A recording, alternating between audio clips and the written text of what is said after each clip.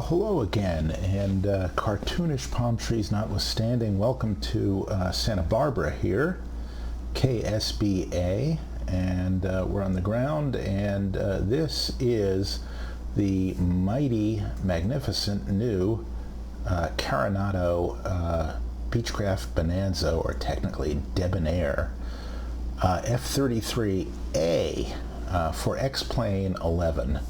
In all its resplendent glory here, and I think I've got my screen just a little bit misset. You're probably not noticing this on the recording, but it's a little bit bright here to look at, and that's probably my own fault, but nonetheless, here we are, and while we're at it, let's just do a little control check here, because why the hell not?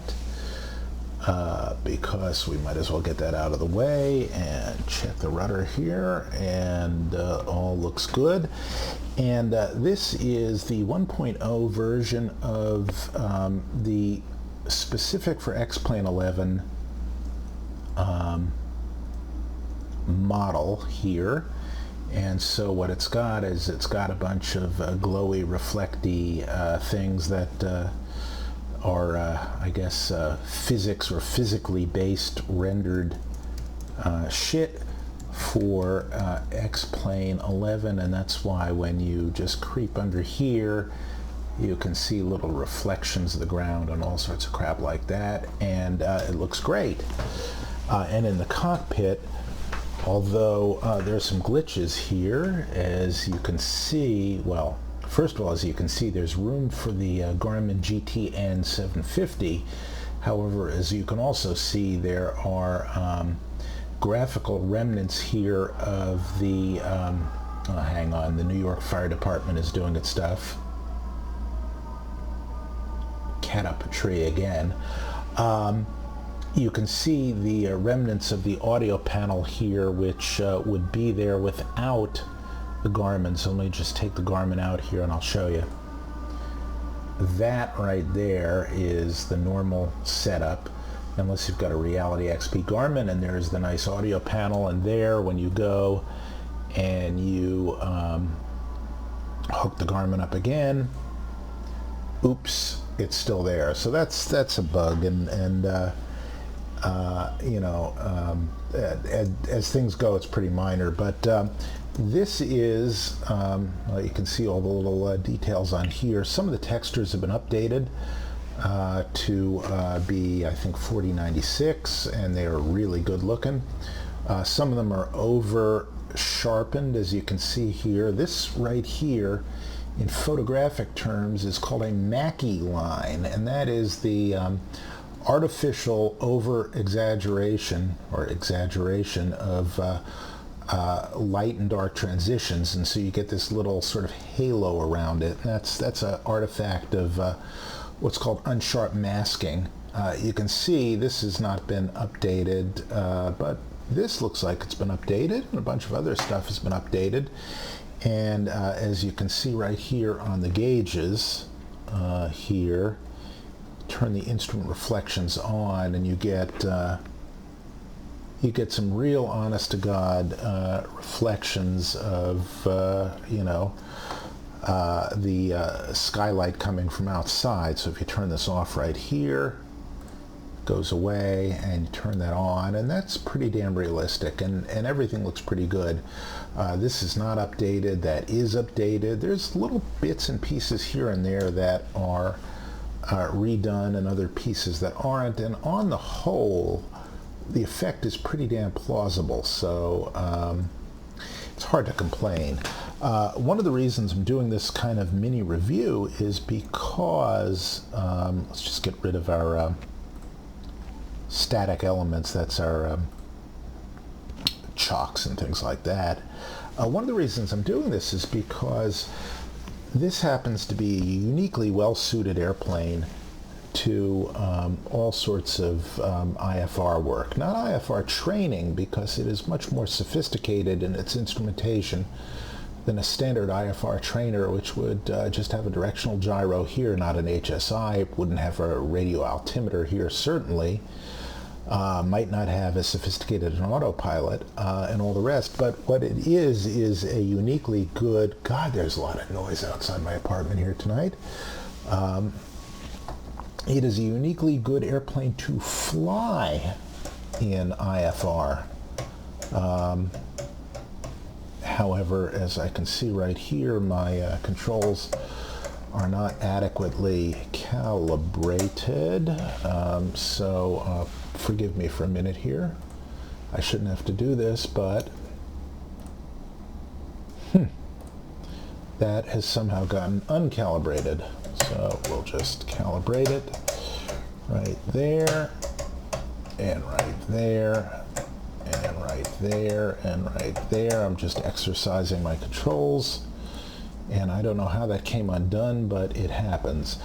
Anyway, the reason why I'm paying particular attention to this, I hope you pay particular attention to this, is because this is just a great plane to fly around in VFR or IFR conditions. And although SimCoders is coming up with a reality expansion pack for it and should be very shortly, I'm just exercising the controls here to make sure they all work, and yeah, I guess they do.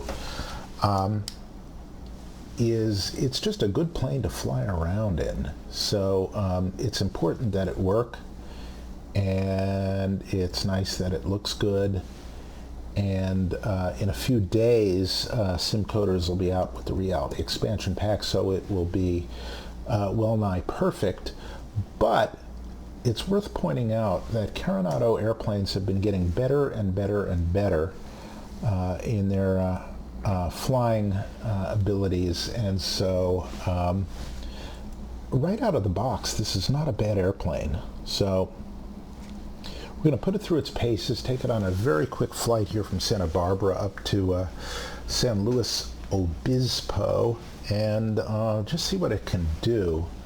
And knowing that in 3 days or a week or something like that, it will get even better.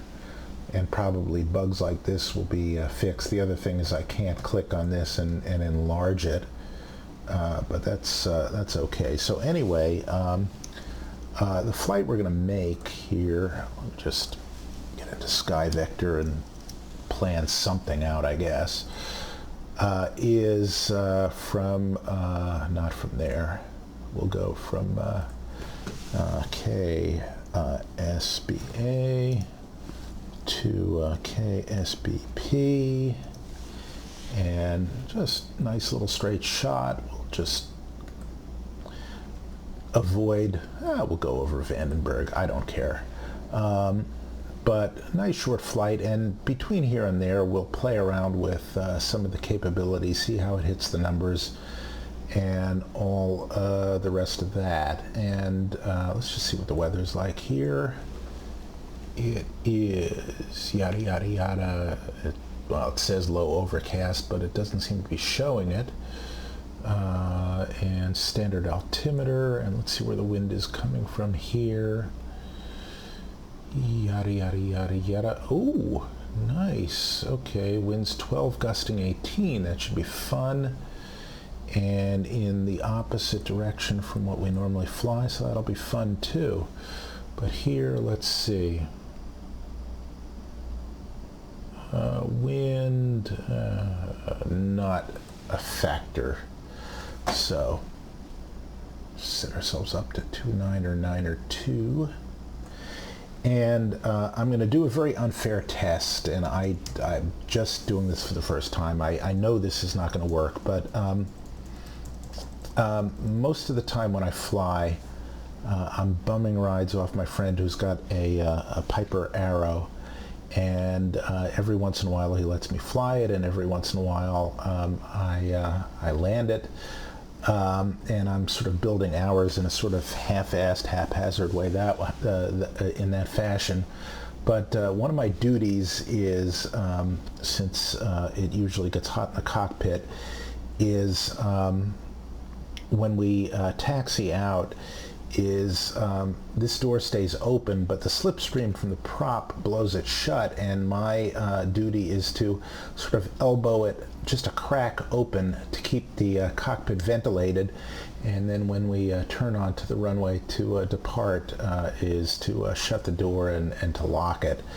And my test is, I guess I'll call it the A to A test, because in A to A's Cherokee and Comanche, when you start the engine, the slipstream of the prop blows this halfway shut, but it doesn't, shut and lock. And so we'll see if it does that. I will bet you it does not, and it's no judgment against it. Almost no model does it, but it's a neat little trick if you can do it. Anyway, let's get some fuel in this, I suppose, and see what we've got. There's enough fuel in there to go for a while, and let's just get it up to a decent weight here, and there we go. So we're not sort of flying unrealistically light, and let's get started. So get it on a tank, start on the left. The way this airplane starts, and it's not the way every airplane starts, is to prime it with everything full rich, full fine, full throttle, and look for a peak of fuel flow right here, then shut it off, and then turn off the fuel pump and start that way with the throttle cracked and the mixture full rich. Other airplanes you do it different ways. This one you do it this way. So you know what?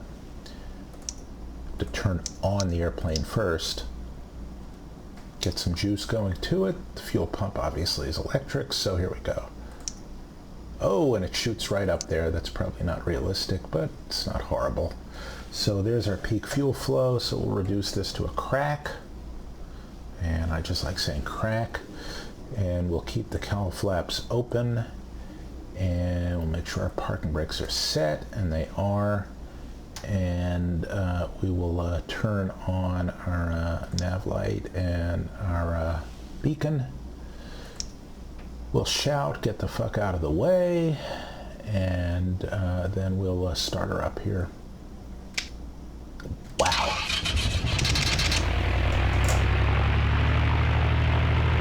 And we'll idle at around 1,000, and we'll check the door, and well, the door stays open, so doesn't pass that test, but almost nothing does. The sounds are very nice. I don't think it's got a function like the 8As, where if you click on the headset, it quiets everything down, but let's take a look at everything here. We will see our oil temperature is slowly coming up. Our cylinder head temperature here is, right here is nil. It's probably because our avionics are off, so we'll turn our avionics on, and there we go. And there's our Garmin coming up, and as you can see,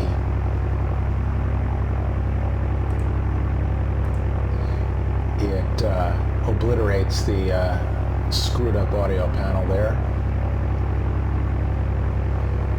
As for the cylinder head temperatures, I don't know if this is realistic, but let me just lean it for ground here, and at least the cylinder head temperatures rise. I don't know if this is consonant exactly with the correct ground leaning, but it seems to make all the right moves.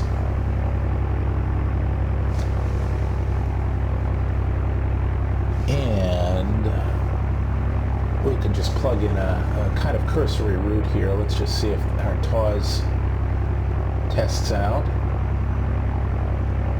Alright, it does not, but that's probably because I've got my plugin set up wrong here, so let me just get the Garmin settings right, which means that I really want TAWS system B, that's correct, and I want the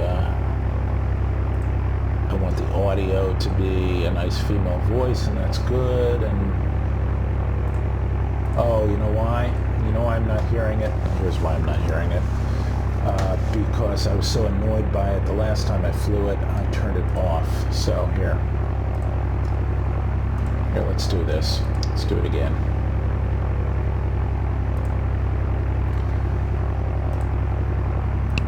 There we go. Nice clicks. There we are. We'll get our call outs and our test. TOS system test okay. I feel better already.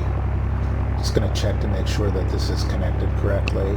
Okay, it is. It's slave to the HSI. I don't know whether in real planes it is always slave to the HSI or whether you manually adjust the course each time. I suspect that's a matter of preference or setup, but the way I've got it set up is so that it automatically slaves course so that I don't have to constantly be adjusting the desired track each time it makes a turn. And I guess we're technically flying IFR, so set that on standby. There we go. The noises are certainly loud. I don't know if they're realistic, but I think we're about right on temps, and let's put in a flight plan just briefly. We'll do from there to Kilo Sierra Bravo Papa, and we'll note that the HSI slaves around for the rec course. That's fine, and we'll put in some kind of approach, and we're going to approach from the east, so the only real approach that will fit the bill is this one right here, and we'll do a transition of, I think winter is probably a good place, and it is. We'll just load that and do nothing else to it, and that looks good. What we'll do is we'll fart around a little bit before we actually embark on our route, and just see how the airplane performs, and then we'll go make our flight, and then we'll see how the rest of it goes. The other plugin I've got, let's see if it works, is should be XP Realistic somewhere. Alright, well it's not there, but then again, screw it. Could have sworn I loaded that up, but I guess I didn't, so I guess we won't get bouncy, jouncy things. We'll just get whatever comes with the airplane. And we'll test things like the autopilot, the flight director, things like that. You should know that I'm running a Bremer control loading yoke, and what that means is that in addition to all the other variables that go with the flight model, there's also the variable that goes with sort of mechanically hooking up the yoke to the flight model. And what that means is that there is not only a profile that includes control forces and things like that. You can see as I move the yoke, the little dot there is moving around to correspond with the forces. But in addition to that, there have to be some tweaks that get made in PlaneMaker, and one of the things that happens is you tweak the trim to 0 so that it doesn't move the elevator when you move the trim. It simply alleviates the forces on your hardware yoke. So that gets changed, and that affects the flight model. And the other thing you do is, because you can get weird feedback loops with the trim right here, and the autopilot and the yoke on your desktop, what you have to do is you have to tweak the speed at which the trim moves a little bit. So if you see this moving and you see the autopilot doing its work, if it does its work smoothly, it's in part because I've cheated around it. So it's really, for review purposes, it doesn't have any bearing on the way the autopilot would behave for you if you've got a regular joystick or a yoke. So just keep that in mind, that some of what this movement is right here has to do with the compensations I've dialed into to PlaneMaker, the airplane itself. So it's not a reflection necessarily on the flight model. So just so that's known, and let me just do a quick control check again, make sure everything's working the way it should. And it is. Okay, good. Oh, and hang on. And I just have to say goodnight to Sweetie. I call her Quail. She calls me Wabbit. It's a long story, but it has to do with Warner Brothers cartoons.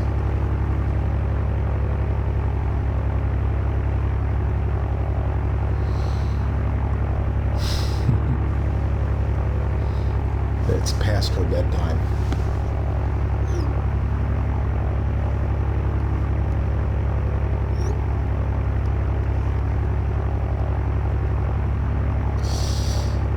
But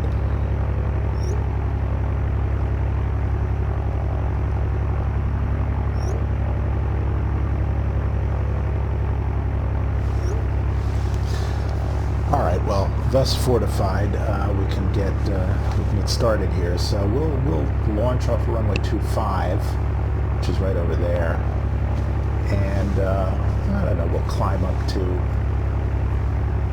say, 3,000 feet, do a few stalls, maybe try a spin or two, and see how well this works here, see how well the flight director works and all the rest, because they've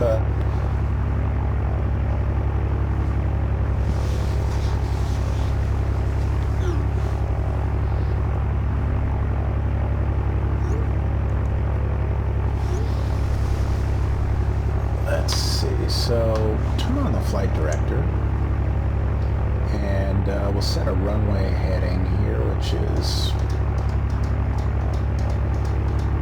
25-ish,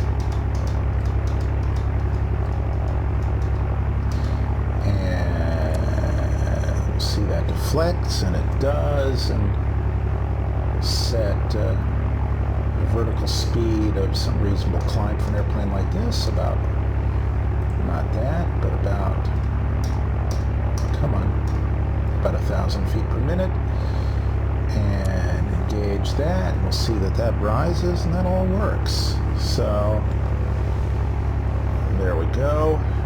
It'll be 0 flaps, and trim should be just about neutral according to the book. We should rotate at about 70-ish knots, and climb at about 90-ish knots. And in the words of the great Flight Sim 481, see how we get on. Doing a little Southwest taxi here.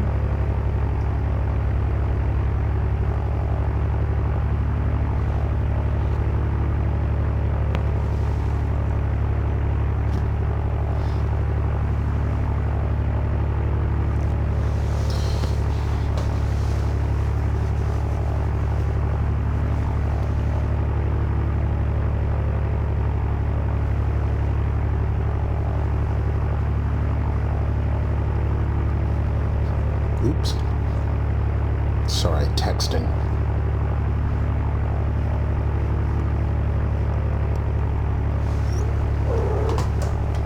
That's no good.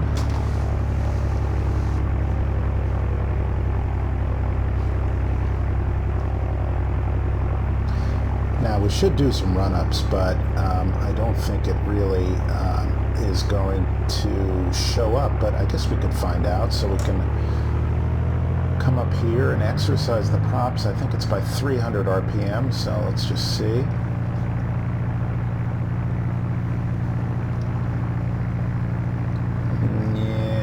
outside of the regulated range, so let me just come up to 2,000 and see if that helps.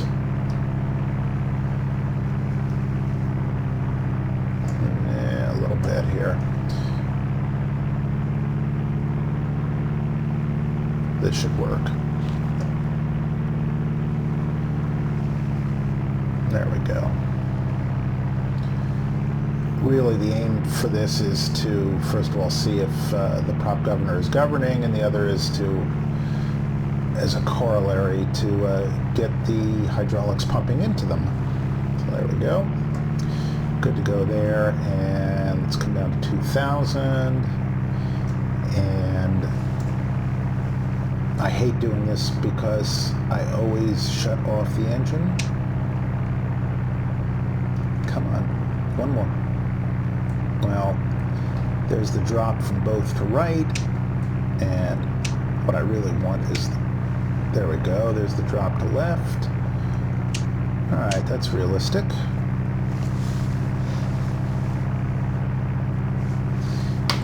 And with that, we can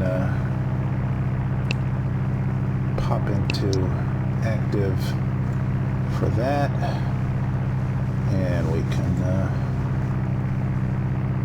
pop on our landing lights and our strobes and pitot heat, and we can take the runway, having identified it. Well, first, having checked our approach end, and that's not good. You know, there are times when I wish I paid more attention, but anyway, here we are. I'm sorry, I shouldn't be texting and flying.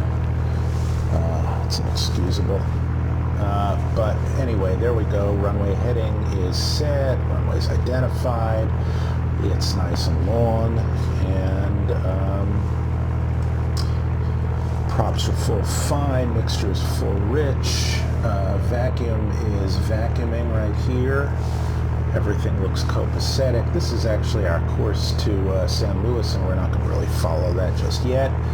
Again, we're going to rotate at about 71 and see if we come unstuck properly, and hope nothing goes terribly wrong. So here we go.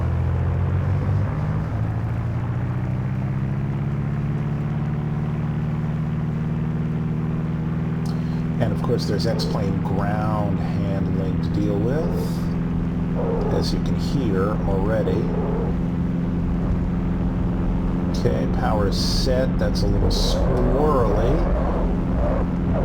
It's a lot squirrely. All right, and there we go, and we're unglued, and we're flying. Just going to tap the brakes here, fly runway heading more or less, and we'll climb right about there, actually. That's a hellacious sound on the gear. Trim slightly nose up there. Climbing by the numbers. Got some right rudder in. Let me just trim that out a little bit. There we are. And I'm following the flight director here, just mainly as an exercise.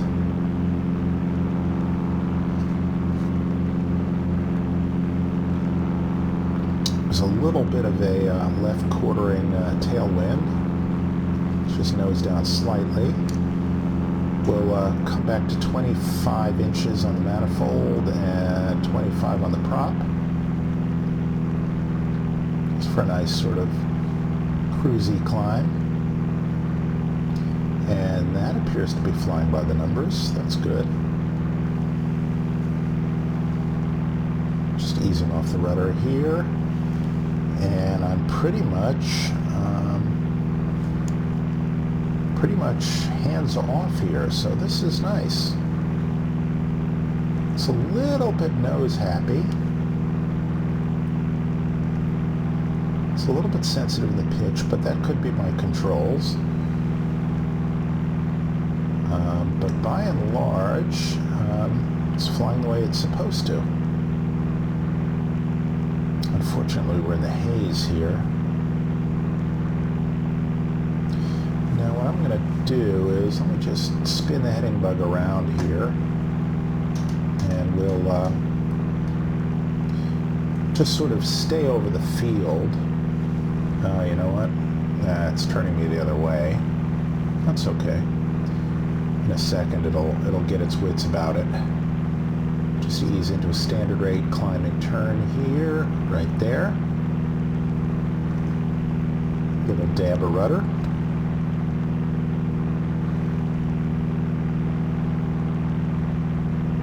You know, the controls feel nice. There is nothing anomalous. Speed's where it should be.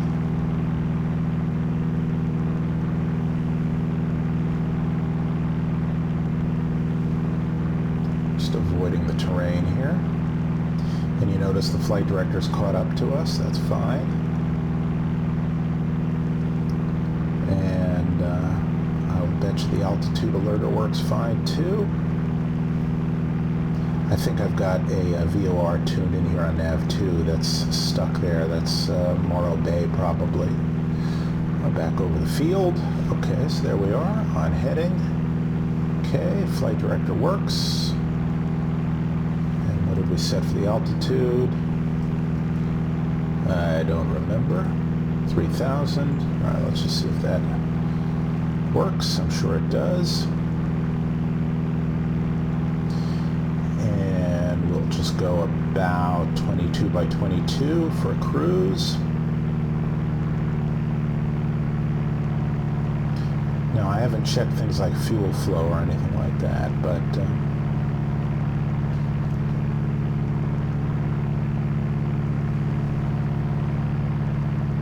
let's see how it trims out here. Well, it's not bad.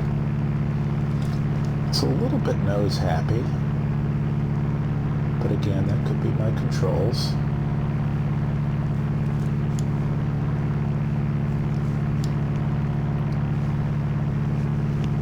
Yeah, it's a little bit jumpy, but what we'll do is we'll trim out here. I'm 100 feet low. Sorry about that. Fix that.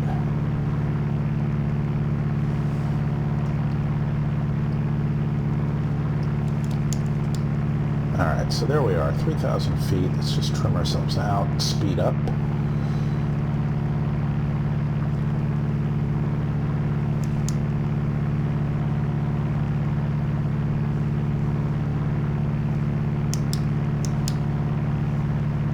That's a little bit nose happy.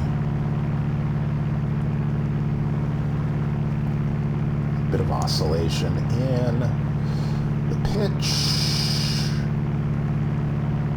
It feels very, very right in the roll. Alright, let's just speed her up. And then trim her out and sort of go hands off here. Just playing with the rudder trim a little bit to center that ball.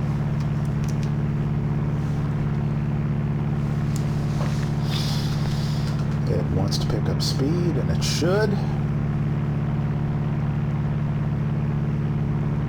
Alright, so now let's just quickly see what kind of stability it has. So I'm just going to put in a serious control input. Just put in a roll, see what the roll rate is like. That's full deflection, and let go. And it should speed up, and now nose up. Sync rate. Sync rate. Just getting near VNE, so I'm watching that. Now it should climb, and then it should level itself out. I'm hands off at this point. It's getting a little bit exuberant, but there we go. So now the nose should come down, and you know, we're 3,200 now. Let's see how far down we go. And it should go in a cycle like this until it more or less stabilizes. As for the rate of oscillation, I don't know how close that is to the real thing, but it's not wildly implausible.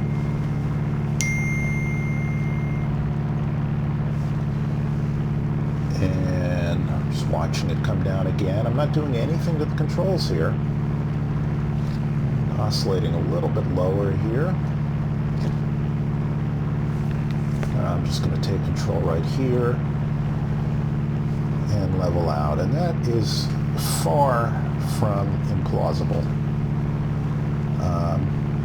Let's just see how it works in the pitch axis here.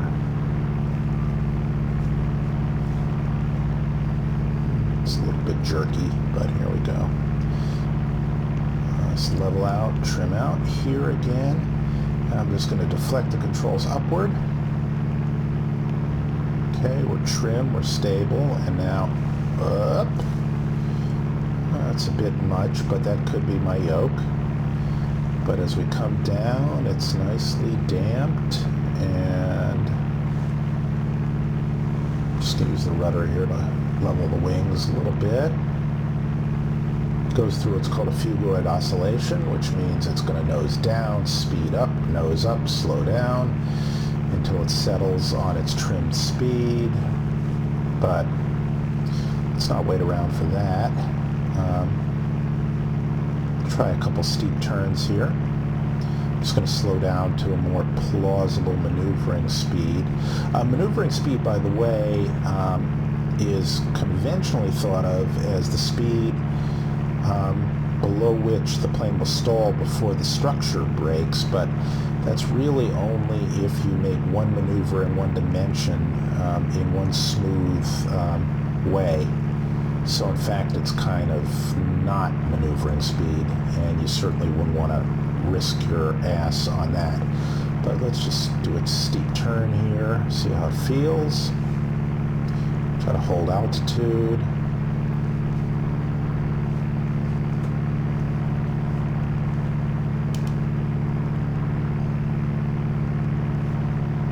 Not gain altitude. Steepen it out. We might need a little top rudder, which means a little opposite rudder to keep the nose up like that. Spool in a little power. I don't have a G meter right now, so I don't know exactly how many G's we're pulling. We may be pulling too many, but it feels nice.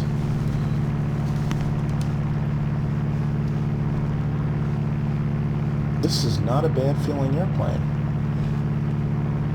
The controls are nicely harmonized. In other words, one control input doesn't predominate over another, so well, maybe it's a little bit more pitch sensitive than roll sensitive, but what it really means is that if you turn and you rudder and you pull, nothing feels like any one control is discordant with another, so that is good. Goes where you point it, but it doesn't go like a video game.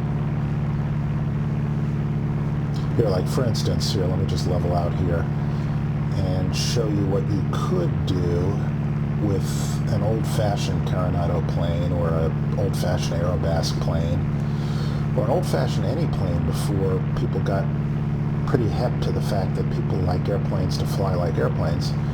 I'm going to put in full rudder deflection, and I probably shouldn't, but in certain old Aerobasque planes and maybe certain Carenado planes, you could put in full rudder deflection and then practically end up inverted. So I'm just going to hold the yoke, and I'm going to put in full right deflection here.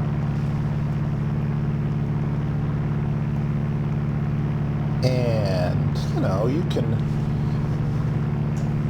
pull up, pull up. I'm just going to roll off the power pull here. Sync rate.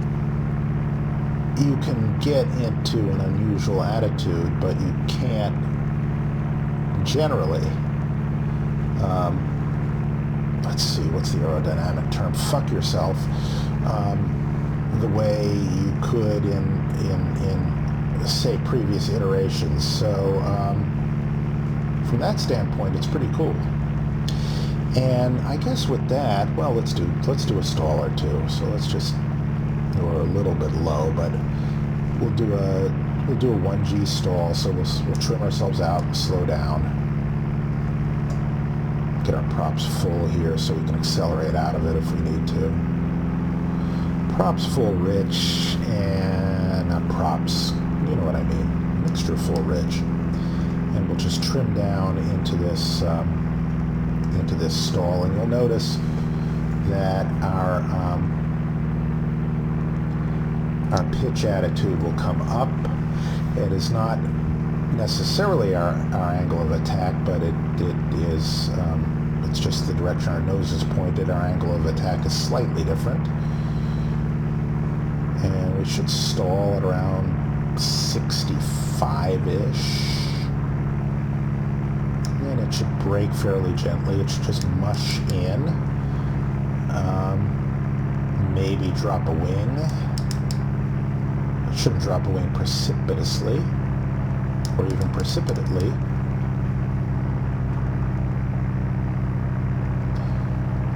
So let's just decelerate here. You notice our nose is coming up. Our rate of climb is not changing. Our altitude shouldn't change. We shouldn't lose more than a couple hundred, 300 feet on this. So let's see if we can do that. At least that's according to the book. Okay, there's the stall warning. Let's just pull through it. And we'll recover. And we lost 200 feet. Alright, that's well within reason, so that's good. Now let's do a power on stall to sort of simulate. Here, let's get our gear down. Get a notch of flaps out to simulate us doing something stupid on departure. So we'll get ourselves into about 1,000 foot per minute climb. Get takeoff power on. There we go. And we'll pretend we're just climbing a little too exuberantly and turning a little bit. So up we go, and up we go, and up we go. And we'll just simulate a little standard rate turn as well. And up we go. And we'll pull through it. And you'll notice we'll stall a little more violently here. Not even. Alright, so there we go.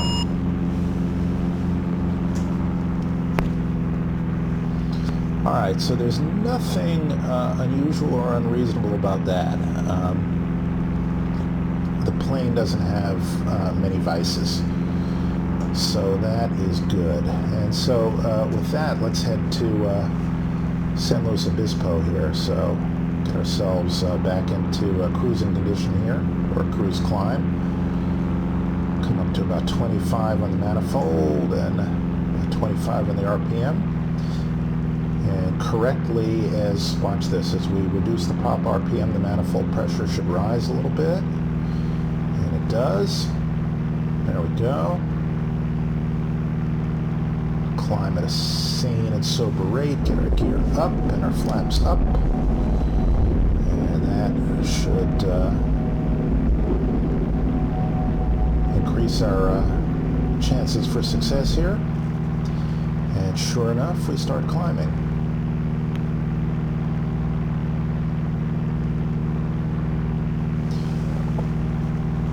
So, get our flight director on, get it in nav mode. It's going to want us to get on this course that's going to put us in the way of some terrain, but we'll avoid it with our eyes.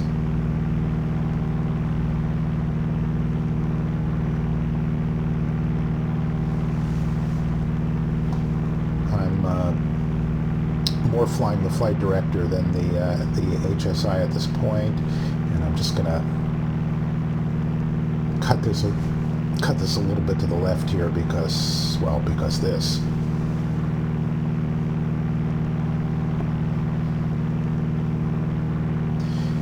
in the meantime, give you a good look.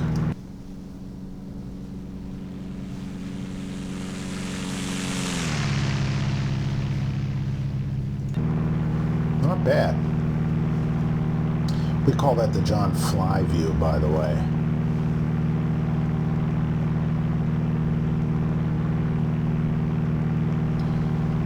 So up we go.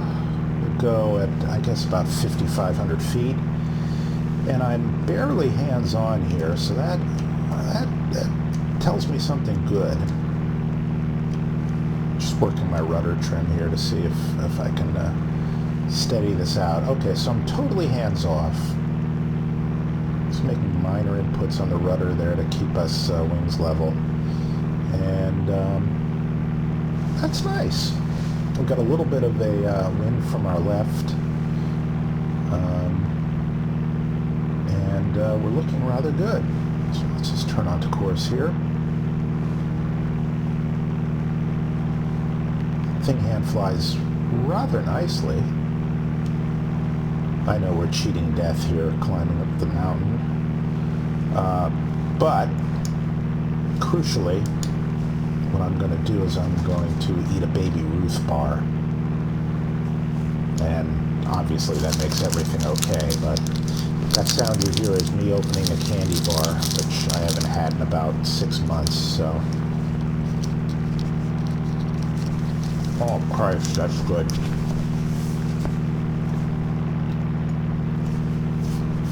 Horrific, but,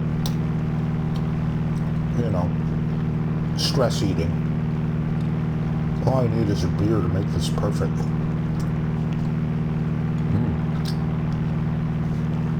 Beer and chocolate. So what I'm doing here, and what the flight director is directing me to do, is to get onto an intercept course for, well, that right there. Ideally, the way you do it is you stick your lubber line right there on the tip of this right here. So actually, go like this. And then you turn your way in progressively as the CDI comes in there.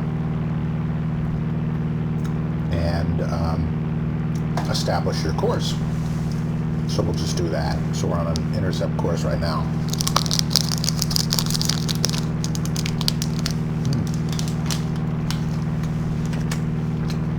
Nougat and caramel. Wow.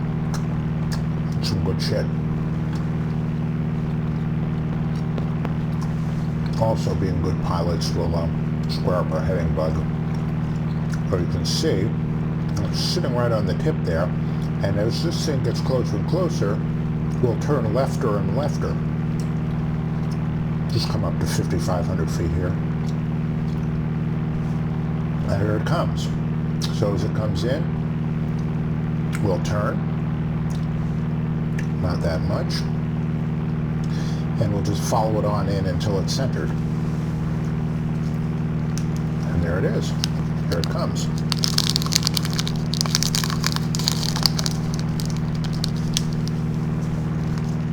And as we do that and eat our candy bar, we'll try to trim out. We'll shut our cowl flaps in a minute.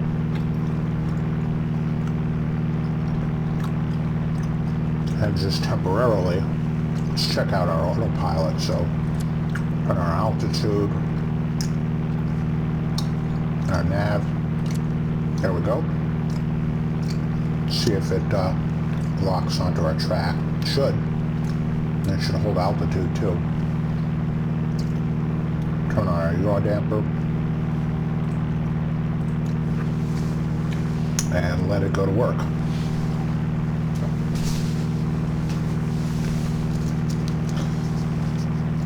We call this candy bar mode. Oh, baby.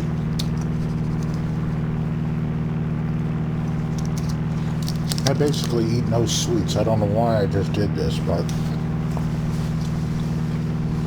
maybe it was in honor of a test flight. Wow. Oh, powerfully good. All right.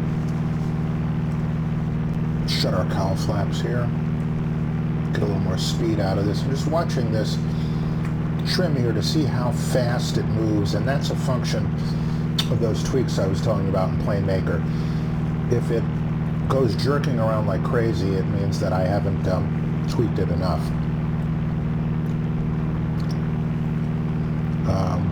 And if it's too sluggish, it means I've tweaked it too much. So shed a little light on the situation. And as you can see, which you could see better if we weren't, we had a pop-out display here. We are on course. We're crabbed a little bit into the wind. We've got Morro Bay VOR tuned here. Actually, it's 112.4. We've got it in nav2, and that's why this right here is pointing to it. If I flipped it right there, I'd turn it off. But that is pointing to Morro Bay, which is actually just past the airport. But what we can do, because this is the mighty Garmin here, and it's moving nicely. That's fine. Holding altitude, that's good. Let's just see. Let's bring our prop down. A little bit underpowered here, and the other thing is I'm at 5,000 feet, so I can lean out a little bit here, so let's do that. The leaning is not unbelievably realistic, but that's fine. My buddy always runs slightly rich of peak. There are battles to be fought over lean or rich of peak, and basically what they boil down to is how expensive you want your overhaul to be and how much you want to pay extra for gas. But it's like arguments between Canon and Nikon in the camera world, or between Beechcraft and Piper in the aviation world, I suppose. Let's just switch tanks here. So we're on our left and we're burning a bit much. Turn on our fuel pumps. We'll go to the right tank. There we go. Turn our pumps off, and we'll be good there.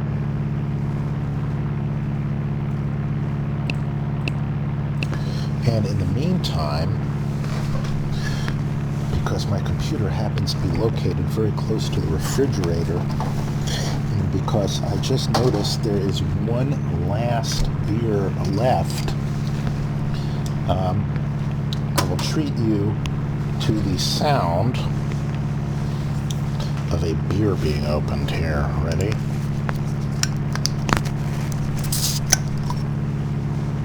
Oh yeah. Okay. I'll even treat you to the sound of a beer being drunk.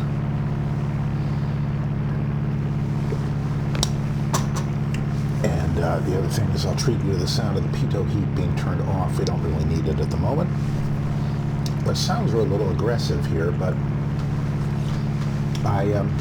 not being a beach debonair owner, I don't know. I wouldn't mind owning one though. Be a fun plane to fly. All right, so I guess let's brief our approach, because we're getting there, aren't we? We'll do this as a visual approach, I guess. I don't know, but let's see, conditions there. Oh, there's a little marine layer floating around. Okay. And a nice little wind. Wow, gusting 19. Okay. Altimeter. 3001. And let's see, we're doing the GPS 29. And winner is our initial approach fix, and at winner we need to be at 4200. No procedure turn, that's fine. See how far we are from winner. We are 39 miles from winner, so we're fine. We could technically activate the approach right now. And actually, let me just check our minima. Okay, we'll be well illegal no matter what we do. Oh yeah, we're going to be breaking the law. We're not going to do the holding pattern right here. I suppose we could, but at the moment, let's just see how the airplane handles turbulence. It handles it well. I don't know if this is quite a realistic speed, but it doesn't seem implausible. Just get a little bit of left rudder trim in there, level us out, pick up a little speed.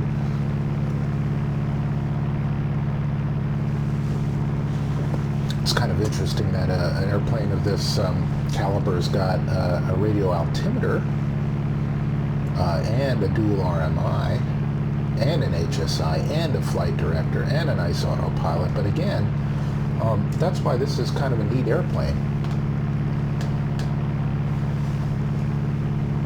I don't know if it's certified for flight into known icing, though. I would bet you it's not. It does have prop de-ice, but it does not have boots. But I think we'll be okay. This is standard stock X-plane weather, by the way, and I'm on VSync here, and I should have reset my my monitor for 30 hertz, because then when you fly 30 hertz and 30 frames per second, it is smooth as silk. The beer, by the way, for the night is Anchor Steam from San Francisco. I just got back from vacation there, which was lovely. But what was even better was that a six-pack of Anchor Steam in San Francisco is $7.99. It is not that here in New York. Here in New York, it is $18.99. Morro Bay here is just set up as a kind of sanity check if we really wanted to. Here, let's just go into heading mode. Go into heading mode here so we don't go jumping all over the place, and switch over here, and you can see you could tune into Morro Bay. That actually should not turn like that because we are in heading. Oh, no, that's bad. Heading mode, come on. Could have sworn I clicked heading mode. Should not be in nav mode. But what we will do is switch back to GPS, and now we will switch to nav mode, and it should reacquire. I could have sworn I switched to heading mode, and it does. It just shouldn't enunciate both. That shouldn't be an option. If you click this, it should be at the exclusion of this. Alright, so that's a niggling little bug, minor little bug. Totally inconsequential little bug. Back on course. And what we'll do is we'll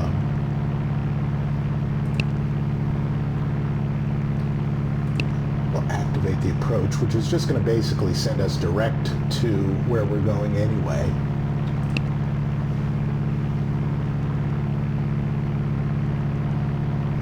Interesting. Yeah, we hadn't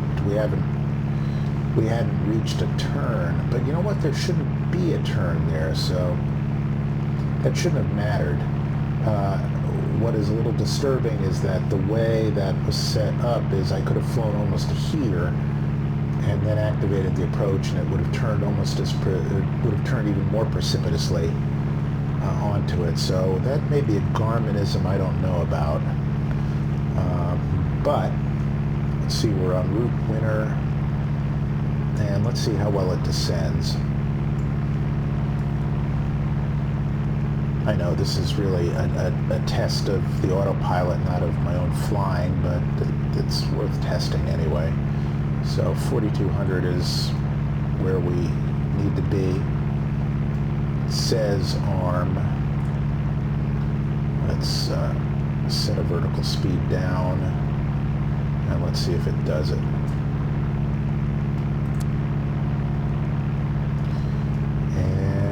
seems to. I'm just going to let the speed build up a little bit because, well, because why the hell not? Alright, so here we come, down at 900 feet per minute, and 900 feet per minute is showing, and it is presenting itself on the flight director correctly, and we're in the right place. We're 11.8 miles from our initial approach fix. Let's see if it levels off. It says armed, which should capture altitude. And that is the altitude it's supposed to capture, so let's see if it does it. Let's keep an eye on terrain here. As know from experience, I'll be more or less okay. That's nice. Some clouds nestled in the valleys there. That's good.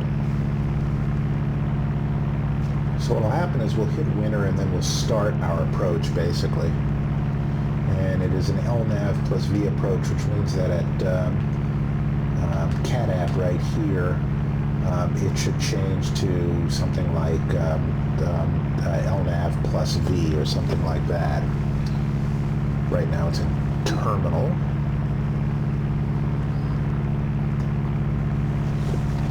This is ortho photo from Fork Boy 2, and it looks pretty damn good. I want to say that's the Merced River, but I'm not sure. I don't think it is. It's probably another Central California river. Yosemite is way off that way. Alright, so we're making nice speed, and we are level at 4,200, so we'll roll in a little bit of power here. Let's maintain that speed. So far nothing is breaking, and all of our parameters are good. There's turbulence, but the airplane is handling it. The trim is not running away from itself. Well, maybe I spoke too soon. I may have to adjust that. Ah, it's not terrible.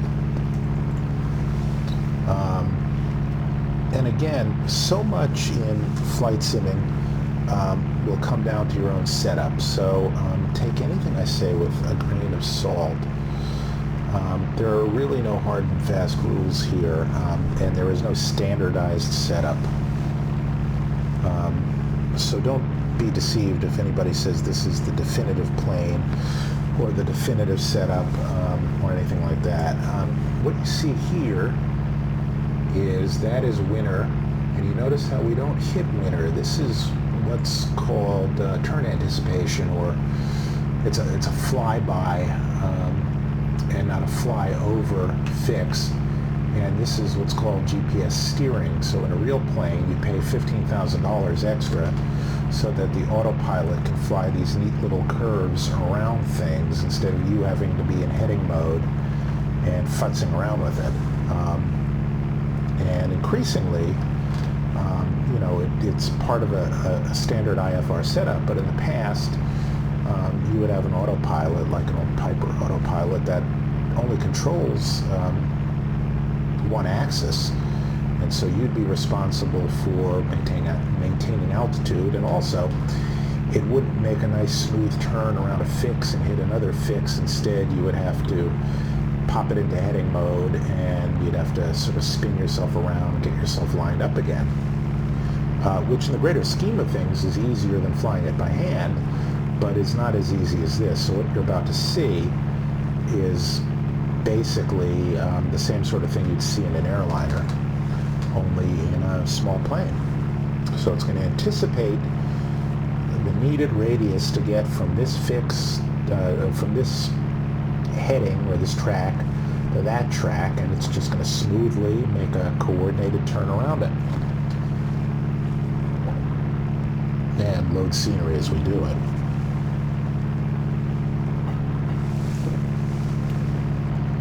And this is one of the beauties of fake flying. It's a hell of a lot cheaper to do this than real flying.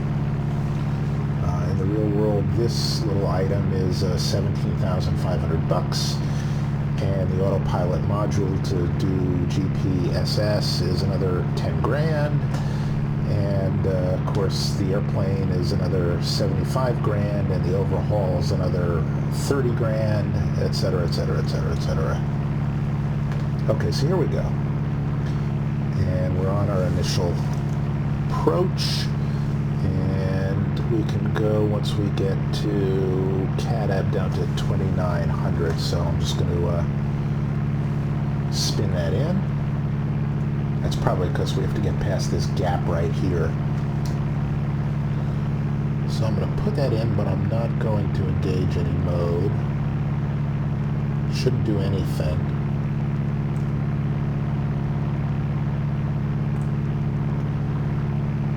Arm it, but again, I'm not going to set a vertical speed mode.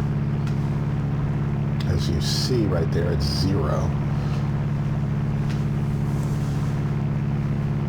And let me just see if I can...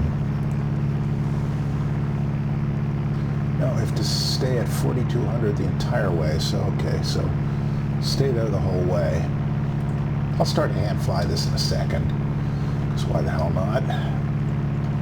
And probably when we get here, this enunciation will change, but you know, one of the great mysteries of the world is GPS approaches. So I never know how this thing is going to react. It's like the Mighty Dash. You never know how the FMS is going to actually react.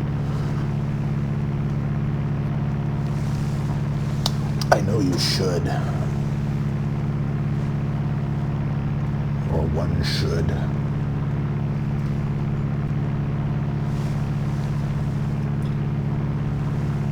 But for the moment, we're doing okay. We're at the right altitude, and we are 6 miles away from our turn. And again, the trim is sort of adjusting itself nicely, and we're maintaining an even strain, and that is good.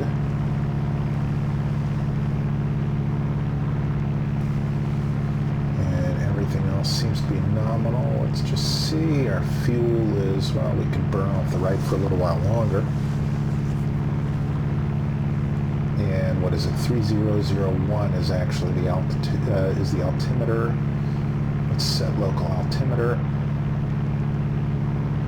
There we go. That should be right. And again, we're anticipating a kind of hefty headwind here. Just a little bit off of our right, and we'll have at it. And our desired track coming up is going to be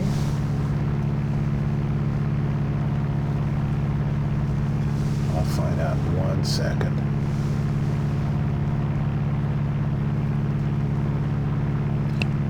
Santa Barbara on information. That's not what I want. 2000 Zulu weather.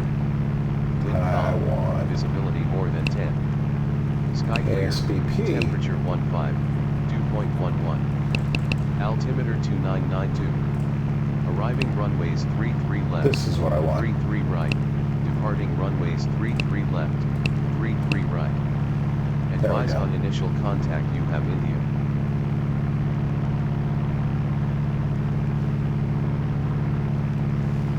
Okay, so here we go, and we can start to come down in 1 second. Can't get ATIS in San Luis yet, which is odd. San Luis ORGNL information India. 2000 Zulu weather. Wind 310 at 12 gust 18. Ooh, nice. Visibility 10. Sky conditions 1400 broken. 3400 broken. Temperature 13. Dew point 10. Altimeter 3000. 3000. Arriving runway 29. Departing runway 29. Okay.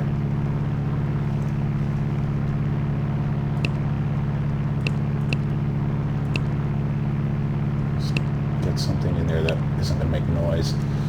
All right, so now we can come down.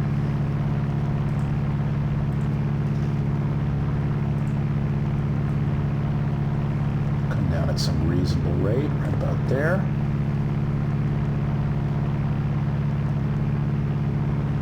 And there we go. Come off power here. Set our altimeter right there. Turn on our prop de-ice, actually, and our pitot heat, because we're coming through some icing conditions. Square up our heading bug. And we're not at our final approach fix yet, so it's not enunciating the way we want. Let's see, we can go 2400 to Kavli.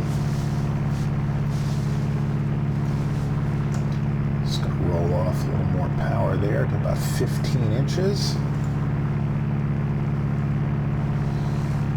And tweak the rudder trim. Have some more beer.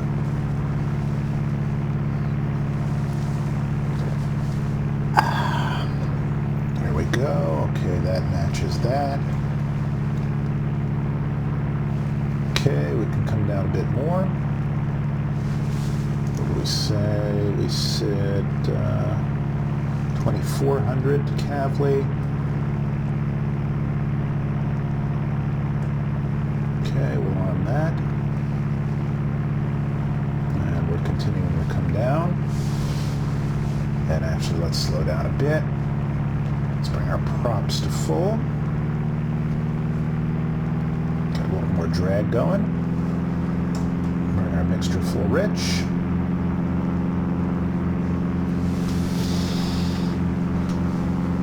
And we're enunciating LNAV plus V. And we're a little bit high.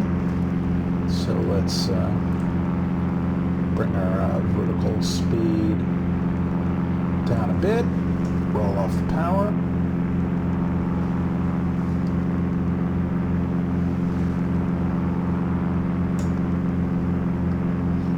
Just get back on that profile a little bit, and we can now come down a bit more. There we go.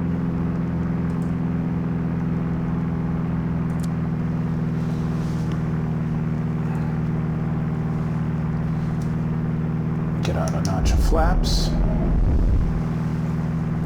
Get our gear out.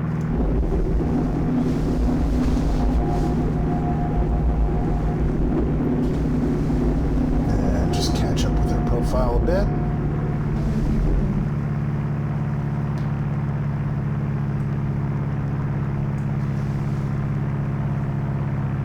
There we come.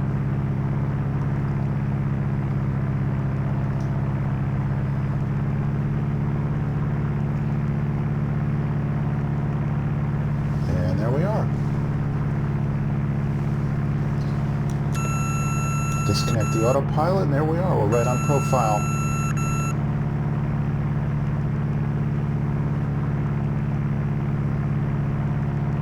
And we'll just fly on in. And it is gusty, wow.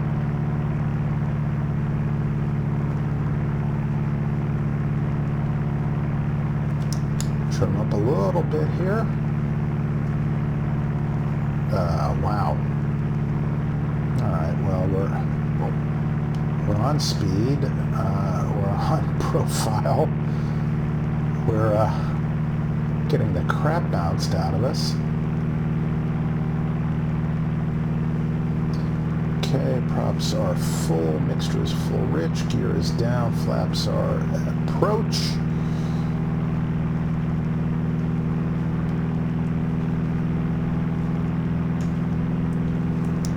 Trim up a little bit here.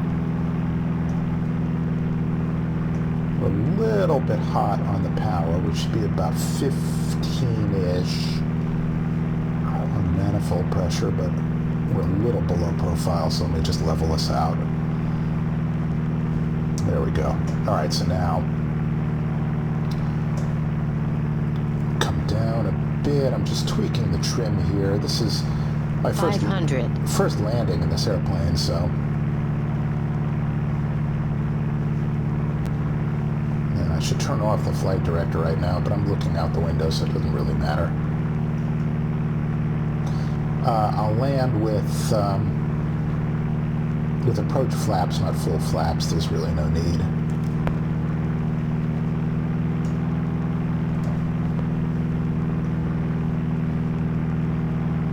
This is sort of X-plane weather bouncy.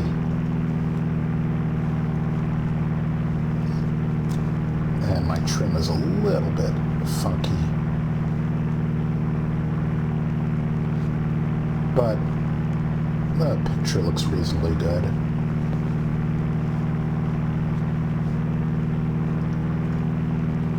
A little bit fast.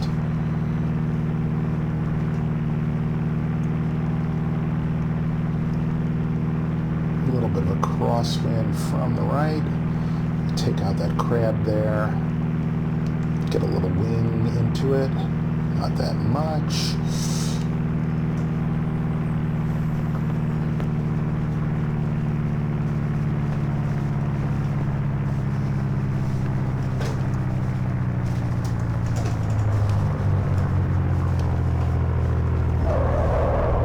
And there we are. A little bit of aileron into it, a little bit of opposite rudder. And welcome to San Luis Obispo, where the local time is not a goddamn bad plane 30, I think. And that's pretty good. So even minus the reality expansion pack, this is a very sweet flying airplane, I have to say. And we'll just leave it any old place here, I think.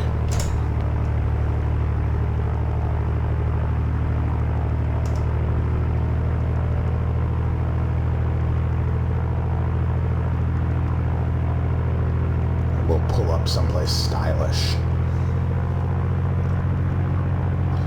This is like Santa Barbara, another one of Greg Balson's airports. He's known as GPB 500 on xplane.org, and he designs really beautiful looking stuff.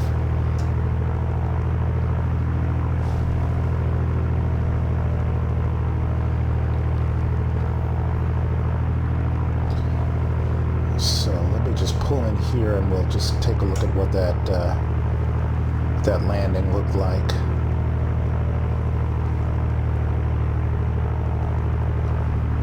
Spin her around here.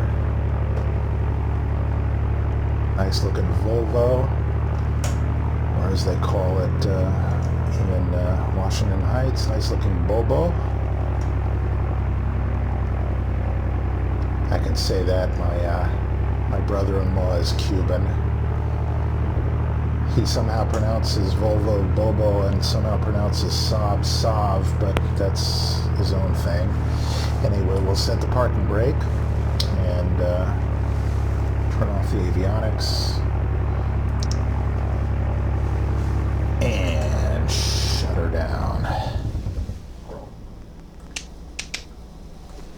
Alright, so let's see what that looked like. I don't think it was too bad.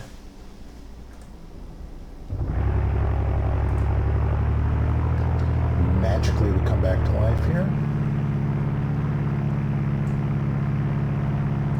Alright, there we go. Nice looking nasty day too. Probably flared a little too early, I always do.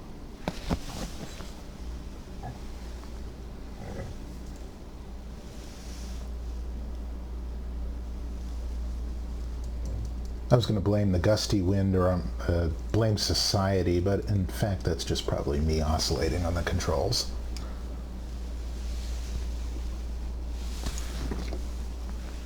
There we go.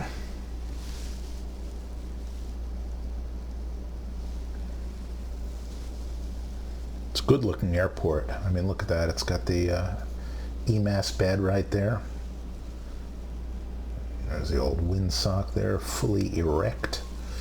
Yeah, you see I flared too soon. I needed to bleed off some speed. There we are. Oh, hello. Still, it holds the ground effect nicely. That's kind of cool.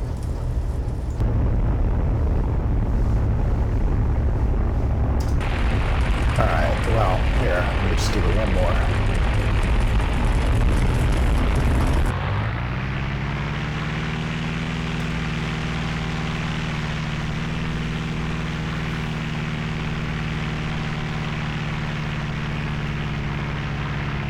Yeah, there you go. A little bit of a yip.